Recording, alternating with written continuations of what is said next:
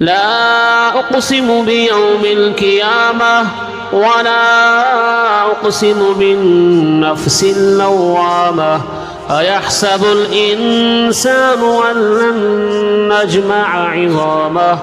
بلى قادرين على أن نسوي بنانه بل يريد الإنسان ليفجر أمامه يسأل أيان يوم القيامة فإذا برق البصر وخسف القمر وجمع الشمس والقمر يقول الإنسان يومئذ أين المفر كلا لا وزر إلى ربك يومئذ المستقر ينبأ الإنسان يومئذ بما قدم وأخر بل الإنسان على نفسه بصيرة ولو ألقى معاذيره لا تحرك به لسانك لتعجل به إن علينا جمعه وقرآنه فإذا قرأناه فاتبع قرآنه ثم إن علينا بيانه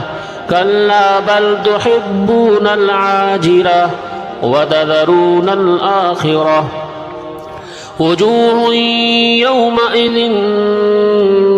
ناظرة إلى ربها ناظرة ووجوه يومئذ باسرة تظن أن يفعل بها فاقرة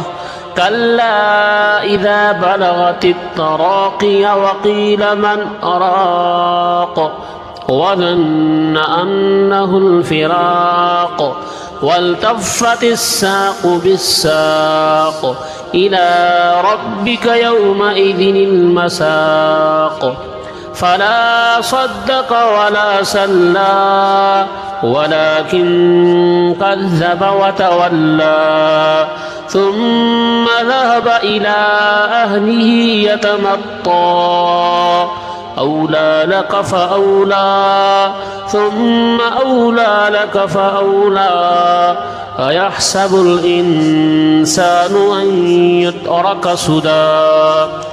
ألم يك نطفة من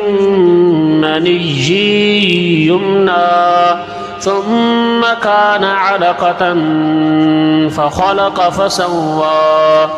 فجعل منه الزوجين الذكر والأنثى أليس ذلك بقادر على